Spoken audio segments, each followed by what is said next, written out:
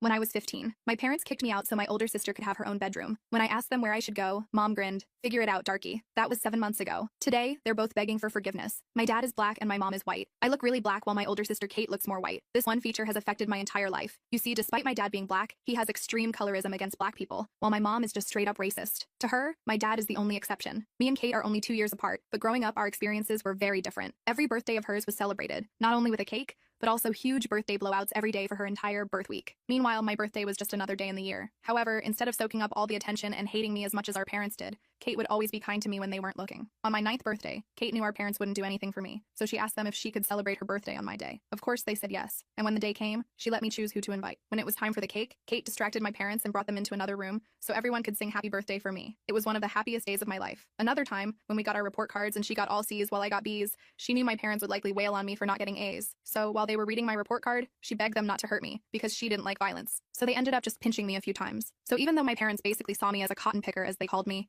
I still felt lucky because Kate was always there until one day when she turned her back on me. It was her 17th birthday. I woke up to the sound of not just my mom, not just my dad, but my entire family throwing all of my belongings into boxes. Your sister said all she wants for her birthday is her own room. Sorry, is the first thing my dad said when I asked what was going on. My eyes widened, and I asked them where I was supposed to go because there were no other rooms in the house. My mom chimed in, I don't know. You have phone numbers of friends and family. Figure it out, darky. Tears filled my eyes, and I looked over at Kate, who refused to make eye contact with me. Her entire body was tense. It took almost half an hour of convincing before I finally believed it wasn't some weird prank. I immediately started to howl with a deep sadness because the one thing I was holding on to, the one ally I had in the house, had abandoned me. And even as I curled into a ball and started to rock back and forth with a loneliness that I can't describe with words, they ignored me, just kept packing. By this point, my flight or fight kicked in. I numbed my emotions before walking out and calling the only other family member I trusted, my aunt, on my dad's side. After Kate's betrayal, I had no idea what she'd say, but she immediately said I could come over and stay for as long as I needed. I didn't eat breakfast that morning, didn't even give Kate her gift, just took the boxes, ordered an Uber, and left. But on the way there, Kate called me. I was filled with hate as I saw her name pop up on the screen, but picked up anyway. I'm so sorry, please don't hate me. My eyebrows furrowed, and I went completely silent. Are you alone right now? She asked. I told her yes. Kate didn't say anything else. She just turned on FaceTime and showed me a pregnancy test, with 2 pink lines. It was hers. I gasped. Lily, I'm pregnant. I don't want to tell mom and dad yet because, well, you know how they can be, but I don't want you to be home when they find out. I thought back to the time when Kate came home with a hickey. My parents shouted at me for almost an hour,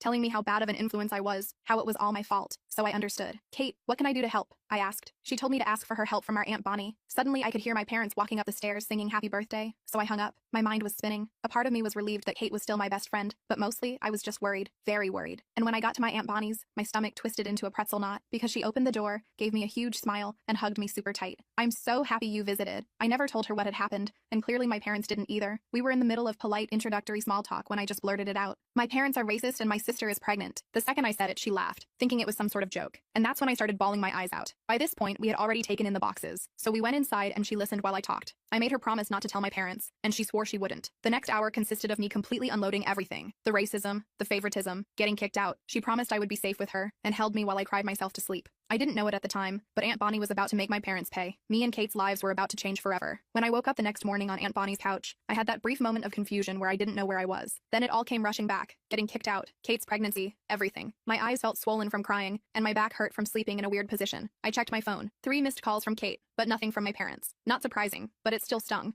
I could hear Aunt Bonnie in the kitchen making breakfast. The smell of bacon and eggs filled the apartment. My stomach growled loudly. I hadn't eaten since lunch the day before. Good morning, sleepyhead, Aunt Bonnie said when I shuffled into the kitchen. She looked like she'd been up for hours already. I made you some breakfast. Eat up. We've got a lot to talk about. I sat down at her small kitchen table and started eating. The food was amazing. Or maybe I was just starving. Either way, I practically inhaled it while Aunt Bonnie sat across from me, sipping her coffee. I've been thinking about everything you told me, she said after I'd eaten about half my plate, and I need to ask you something important. Has your dad ever hit you? I almost choked on my orange juice. Nobody had ever asked me that directly before. Not like, punched me or anything, I mumbled. Just some slaps, pinches, that kind of stuff. Aunt Bonnie's face darkened. That's still abuse, Lily. And the emotional stuff, the way they treat you differently from Kate, that's abuse too. I just stared at my plate. When someone actually says it out loud like that, it hits different. I'd always known something was wrong with how my parents treated me, but hearing someone call it abuse made me feel both validated and weirdly ashamed. I'm calling your parents after breakfast, she continued. First, to tell them you're staying with me for now. Second, to let them know I'm aware of how they've been treating you. My heart started racing. But what about Kate? If you you tell them you know everything, they'll realize I told you about the pregnancy. I won't mention the pregnancy, Aunt Bonnie assured me. That's Kate's news to share when she's ready. But the rest, they need to hear it. After breakfast, I called Kate back while Aunt Bonnie cleaned up. Kate answered immediately, sounding stressed out of her mind. Are you okay? Where are you? Did Aunt Bonnie let you stay? The questions came rapid fire. I told her I was fine and staying at Aunt Bonnie's place. She sounded relieved but still anxious. I asked how she was doing and if our parents suspected anything. They don't suspect a thing, Kate said. They're too busy redecorating my room now that it's all mine. She sounded guilty saying it. Lily, I'm so sorry. I should have found another way. I wasn't completely over being hurt, but I understood why she did it. It's okay, I said. But Kate, what's your plan? You can't hide a pregnancy forever. Kate started crying softly. I don't know. I'm scared to tell them. You know how they'll react. I knew exactly how they'd react. They'd blame me somehow, even though I had nothing to do with it. They'd shame Kate, but ultimately forgive her. They'd make everything worse. What about the father? I asked. Is he in the picture? It's Tyler, Kate said. You know, from my chemistry class. His parents are super religious. If they find out, he's screwed. We both are. Tyler Williams. I knew him vaguely. Tall, quiet guy who played baseball. Not someone I would have expected Kate to date secretly. Have you thought about what you want to do? I asked carefully. Like, do you want to keep it or? I don't know yet, Kate admitted. I need time to figure it out. Can you ask Aunt Bonnie if she'll help me? Maybe I can come over and we can talk? I promised to ask Aunt Bonnie and told Kate to hang tight. Right after we hung up, I heard Aunt Bonnie on the phone in the living room. Her voice was raised,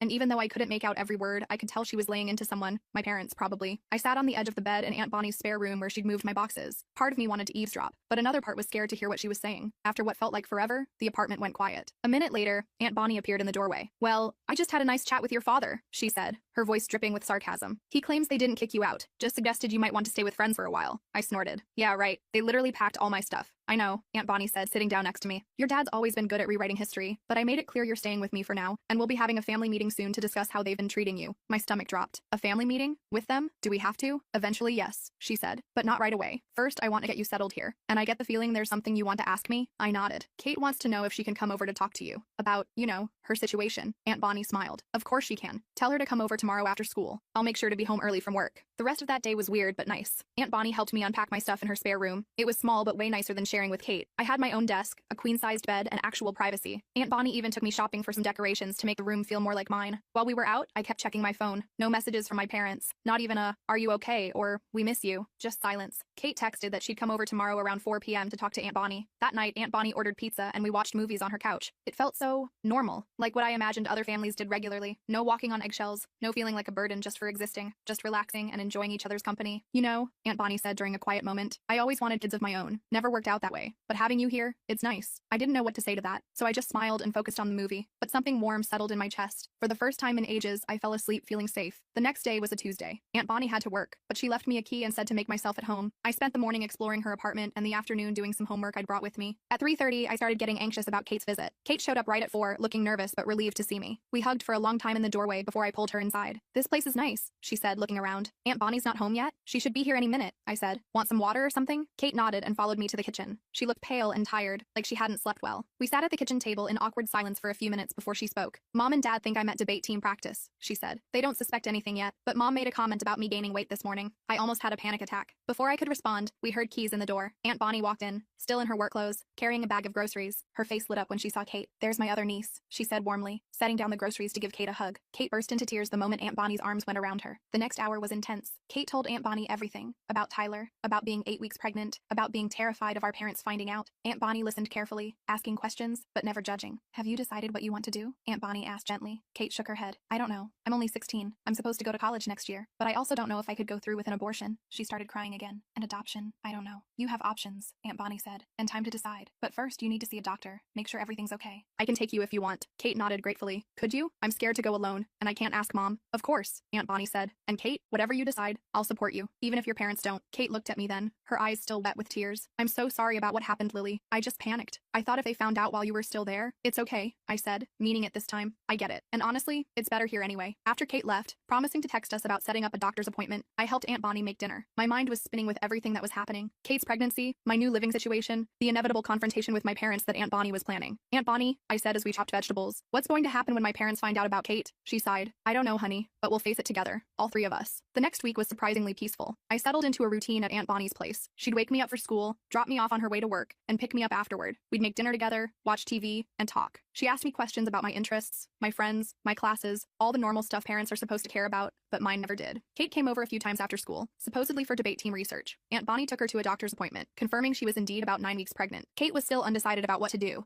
but but at least now she was getting proper prenatal care in the meantime. My parents? Radio silence. Not a single call or text asking how I was. Kate said they barely mentioned me at home, like I'd just ceased to exist. It hurt, but it also confirmed what I'd always suspected. They didn't really love me the way parents are supposed to love their kids. Then on Friday evening, everything blew up. Kate called me in a panic. Mom found my prenatal vitamins, she said, her voice shaking. She put it together with me gaining weight. She knows, Lily. She knows I'm pregnant. My heart sank. What happened? What did she say? She went ballistic. Kate sobbed, started screaming about how I'd ruined my life, how no decent college would accept me now, how I'd brought shame on the family. Dad came home in the middle of it and lost his mind too. I put Kate on speaker so Aunt Bonnie could hear. Are you safe? Aunt Bonnie asked immediately. I'm in my room with the door locked, Kate said, but they keep pounding on the door, demanding I come out and face the consequences of my actions. I'm scared. Aunt Bonnie grabbed her car keys. We're coming to get you. Pack a bag with essentials. You can stay here too. The drive to my parents' house was tense. Aunt Bonnie drove like a woman on a mission, her knuckles white on the steering wheel. I sat in the passenger seat, texting Kate updates on our location. She wasn't responding anymore, which made my anxiety spike. When we pulled up to the house, I felt sick to my stomach. I hadn't been back since the day they kicked me out. The porch light was on, and both my parents' cars were in the driveway. Stay in the car, Aunt Bonnie instructed as she put the car in park. No way, I protested. Kate's my sister. I'm coming with you. Aunt Bonnie looked like she wanted to argue but nodded instead. We walked up to the front door together, and she rang the doorbell. The sound of shouting from inside immediately stopped. A moment later, my dad yanked the door open. His expression changed rapidly from anger to surprise to a forced smile when he saw Aunt Bonnie. Bonnie, what a surprise, he said, completely ignoring my existence beside her. What brings you by so late? Cut the crap, Marcus, Aunt Bonnie said coldly. We're here for Kate, she called us. My mom appeared behind him, her face blotchy from crying or yelling or both. This is a family matter, Bonnie. You shouldn't be involved. I am family, Aunt Bonnie shot back. And so is Lily, though you seem to have forgotten that. Where's Kate? In her room, having a teenage tantrum, my dad said dismissively. She can come out when she's ready to discuss her options rationally. The way he said options made my skin crawl. I knew exactly what option he thought was rational. Let me go get her, I said, already moving toward the stairs. My mom tried to block my path. You don't live here anymore, Lily. You can't just move, Aunt Bonnie said, her voice so authoritative that my mom actually stepped aside. I ran upstairs to Kate's room, my old room too, and knocked gently. Kate, it's me. Open up. The door cracked open, and Kate peeked out, her face streaked with tears. When she saw it was really me, she flung the door open and hugged me tight. Thank God you're here, she whispered. They've lost their minds. Dad says I have to get an abortion, or he'll throw me out. Mom keeps crying about what people at church will say. Pack your stuff, I told her. You're coming to stay with me and Aunt Bonnie. Kate nodded and quickly grabbed a duffel bag, shoving clothes and toiletries inside. I helped her pack, grabbing things she missed, her laptop charger, her favorite sweater, the stuffed bear she'd given me years ago that had somehow survived the purge of my belongings. When we came back downstairs with her bag, my parents were still arguing with Aunt Bonnie in the entryway. You can't just take her, my mom was saying. She's 16. She's still a minor. Watch me, Aunt Bonnie replied. Unless you want me to call Child Protective Services and report how you've treated both your daughters, I suggest you step aside. My dad's face turned an alarming shade of red. Is that a threat? You have no proof of anything. I have Lily's testimony, Aunt Bonnie said calmly. And now I have evidence of you trying to force Kate into a medical procedure against her will. Do you really want to test me on this, Marcus? My parents exchanged a look. For the first time in my life, I saw something like fear in their eyes. Kate can make her own decisions when she turns 18, my mom said, changing tactics. For now, she stays here where we can take care of her. Take care of her like you took care of me? I blurted out. By treating her like garbage if she doesn't do exactly what you want? My dad finally acknowledged my presence with a glare. You don't know what you're talking about. We've always provided for both of you. Providing food and shelter is the bare minimum, I shot back. You never loved me. And now that Kate's done something you don't approve of, you're treating her the same way. Kate stepped forward, clutching her bag. I'm going with Aunt Bonnie and Lily. I'll be back when you're ready to support me no matter what I decide about my baby. My mom started crying again, but it felt manipulative rather than genuine. Kate, please, think about your future. I am thinking about my future, Kate said firmly. And right now, it's not here. We walked out of the house together,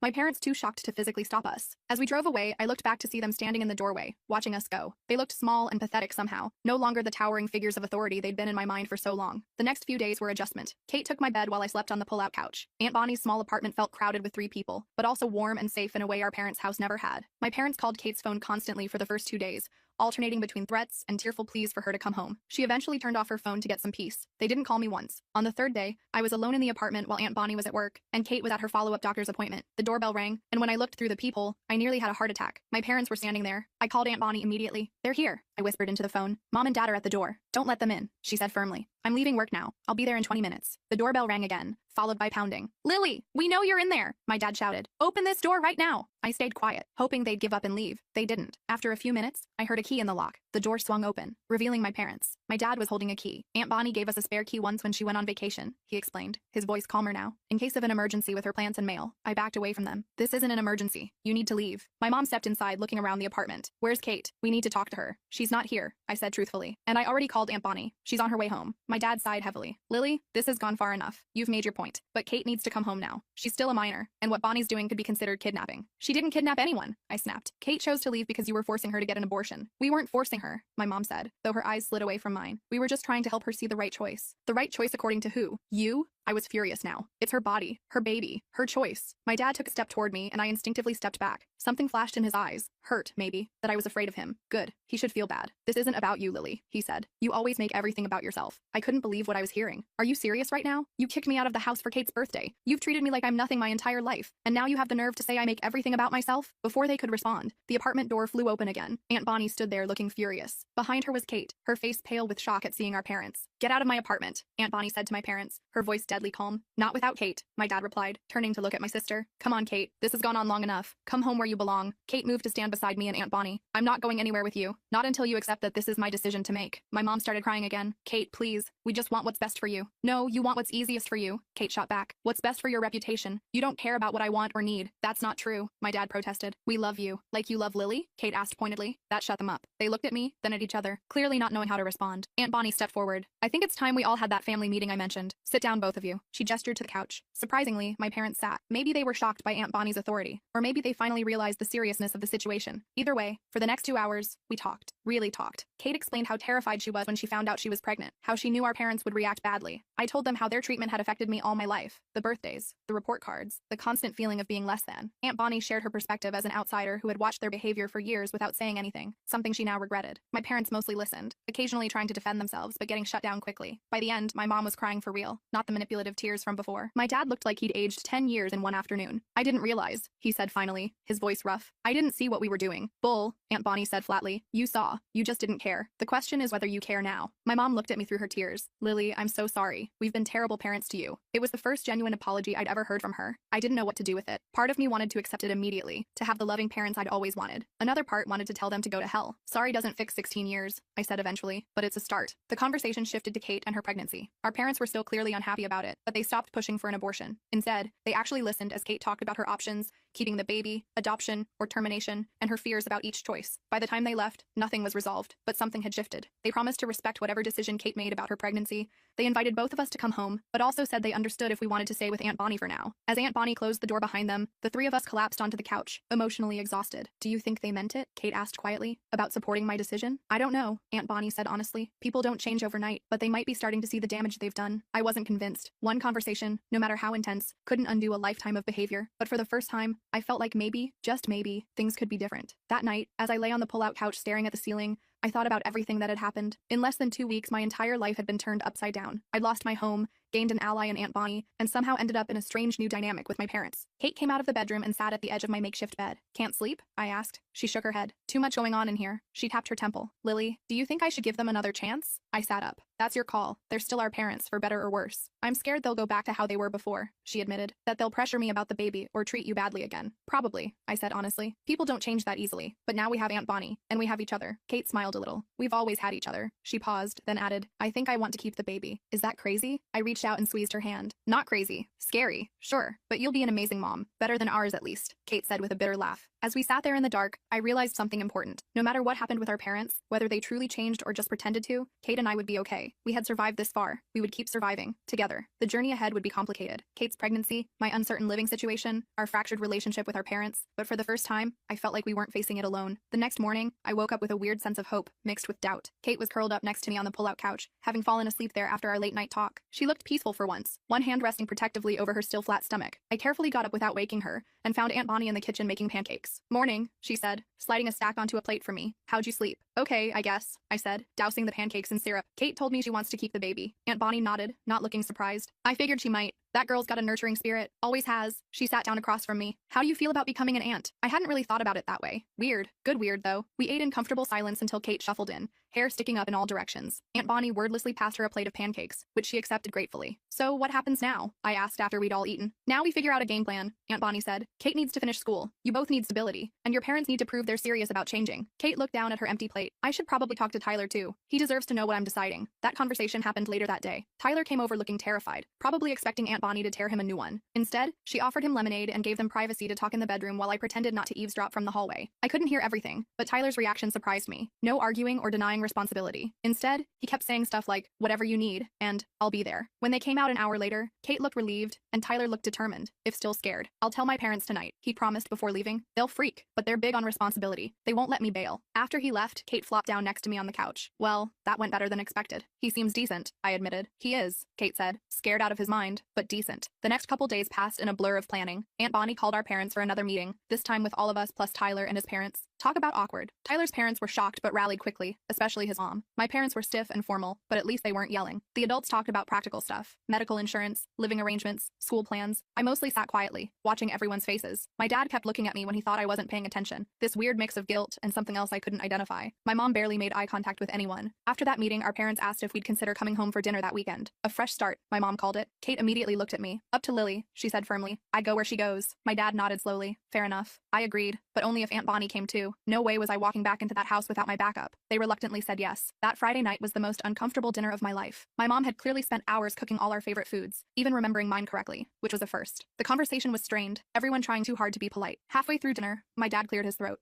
I've been doing some reading, he said awkwardly, about colorism and how it affects children. He looked directly at me. I never realized what I was doing to you, Lily. I'm not asking for forgiveness, just a chance to try to be better. I almost choked on my mashed potatoes. My dad, reading about colorism, admitting he was wrong. I didn't know what to say, so I just nodded. My mom jumped in next. We've also found a family therapist, she said. For all of us, if you girls are willing. We have a lot to work through. I looked at Kate, who raised her eyebrows like, what do you think? Maybe, I said cautiously. We'll think about it. After dinner, my dad awkwardly showed me my old room. Except it wasn't my old room anymore. They'd completely redone it. New paint, new furniture, even a fancy desk for studying. It was nice. Way nicer than what I'd had before. We thought, if you wanted to come back. He trailed off. I don't know yet, I said honestly. This is all happening really fast. He nodded. I understand. The room's yours whenever you want it. No pressure. That night, back at Aunt Bonnie's, Kate and I stayed up late talking. She was torn about moving back home. On one hand, they were being surprisingly supportive about the baby now. On the other hand, we both knew how quickly they could flip. What do you think? She asked me. Should we give them another chance? I sighed. I don't know. Part of me wants to believe they've changed. Another part is waiting for them to go back to normal. Same, Kate admitted. But I also feel bad about taking advantage of Aunt Bonnie. Her apartment's tiny for 3 people, let alone 4 once the baby comes. That was a good point. Aunt Bonnie had been amazing, but this wasn't a long-term solution. We decided to talk to Aunt Bonnie about it in the morning. When we brought it up over breakfast, she surprised us. I've actually been thinking about this, she said. I've been looking at 3-bedroom apartments. More space for all of us. You want us to stay with you permanently? Kate asked, sounding shocked. Aunt Bonnie shrugged. If that's what you want. Or you could try going home, with the understanding that my door is always open if things don't work out. We talked it through for hours. By the end, we had a plan. Kate and I would move back home on a trial basis. We'd attend family therapy. We'd spend weekends with Aunt Bonnie. And at the first sign of our parents reverting to their old ways, we'd be out of there. Moving back was weird. My parents were trying so hard it was almost uncomfortable. My dad kept asking about my schoolwork and offering to help. My mom suddenly wanted to know about my friends and interests. They both fussed over Kate, making sure she ate properly and got enough rest. Family therapy was even weirder. Our therapist, Dr. Chen, didn't let anyone get away with anything. When my dad tried to downplay some of the things he'd done, she called him out immediately. When my mom cried about how hard it was for her,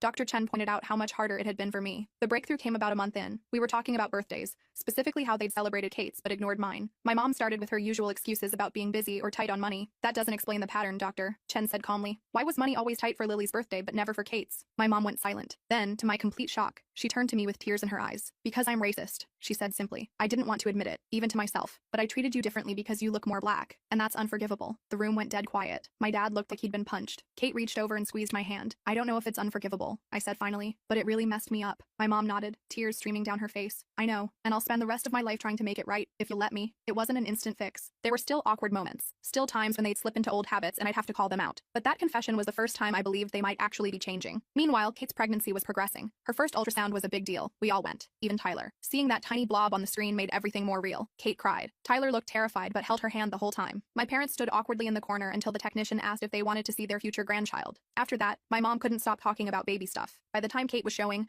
our family had fallen into a new routine. It wasn't perfect, but it was better. My parents were trying consistently. I was cautiously letting them back in. Kate was glowing despite the morning sickness and swollen ankles. We still spent every other weekend with Aunt Bonnie. Those weekends became my favorite. Just the 3 of us hanging out, watching movies, talking about everything and nothing. Aunt Bonnie never pressured us about our parents. She just listened and offered advice when asked. One Saturday at Aunt Bonnie's, Kate grabbed her stomach suddenly while we were watching TV. My heart nearly stopped until she laughed. "The baby's kicking!" she exclaimed. "Here, feel." She grabbed my hand and placed it on her rounded belly. Sure enough, I felt a little thump against my palm. It was the weirdest, coolest thing I'd ever experienced. "Hey in there," I said to Kate's stomach. "I'm your Aunt Lily. Can't wait to meet you." Kate smiled so big I thought her face might split. "I found out yesterday," she said. "It's a girl, a niece." I was going to have a niece. Something about that made everything more real. Have you thought about names? Aunt Bonnie asked. Kate nodded. I like Bonnie Lily Williams. She looked at us shyly. After my two favorite people. I didn't cry. I absolutely did not cry. Okay, maybe I cried a little. When we told our parents the baby's name, my mom actually hugged me. Not a stiff, formal hug, but a real one. She'll be lucky to have you as her aunt, she said softly. The months flew by. Kate finished her first semester of community college with decent grades despite everything. Tyler got a part-time job and saved every penny for the baby. My parents converted their home office into a nursery, painting it yellow because Kate didn't want pink. Aunt Bonnie knitted enough baby blankets to survive a nuclear winter. I focused on school too, getting straight A's my senior year. When college acceptance letters started arriving, my parents were genuinely excited for me. They even threw me a small party when I got into my first choice, the first real celebration they'd ever given me. It felt good, if a little surreal. Kate's water broke 2 weeks early, right in the middle of my graduation ceremony. One minute I was walking across the stage to get my diploma, the next my dad was frantically waving from the audience. We rushed to the hospital, still in my cap and gown. The labor was long, 16 hours of Kate alternating between crying, screaming, and threatening to murder Tyler if he ever touched her again. We all took turns sitting with her, me, my parents, Tyler, his parents, Aunt Bonnie. By hour 15, we were all exhausted. But then, suddenly, it was happening. The doctor was telling Kate to push, and a few minutes later, a tiny crying human was placed on Kate's chest. Bonnie Lily Williams was 6 pounds, 7 ounces of perfect. She had Kate's nose, Tyler's chin, and skin a shade between theirs. My parents cried when they held her. So did Aunt Bonnie. So did I, if I'm being honest. That night, after everyone else had gone home or to the cafeteria, it was just me and Kate in the hospital room. Kate was dozing while I held baby Bonnie. Hey there, I whispered to my niece. You caused quite a stir. You know that? Changed everything. And she had. Looking at her tiny face, I realized how much had shifted in less than a year. Kate and I had gone from sisters surviving our parents to actual family. My parents had gone from people I feared and resented to people I was cautiously starting to trust. Aunt Bonnie had gone from a distant relative to one of the most important people in my life. None of it was perfect. My parents still slipped up sometimes. Family therapy was still a weekly necessity. Kate and Tyler were still figuring out co-parenting while finishing high school. I still had moments of doubt about forgiveness. But looking at baby Bonnie, I knew we'd figure it out. All of us. Together. As if sensing my thoughts, baby Bonnie opened her eyes and looked right at me. I swear she smiled, though the rational part of me knows newborns don't really smile. In that moment, I felt this fierce protectiveness wash over me. This little girl would never know what it felt like to be unwanted or unloved. She would grow up surrounded by people who adored her, including a mom, grandparents, and an aunt who had learned the hard way what family should be. You're going to be fine, I whispered to her. We all are.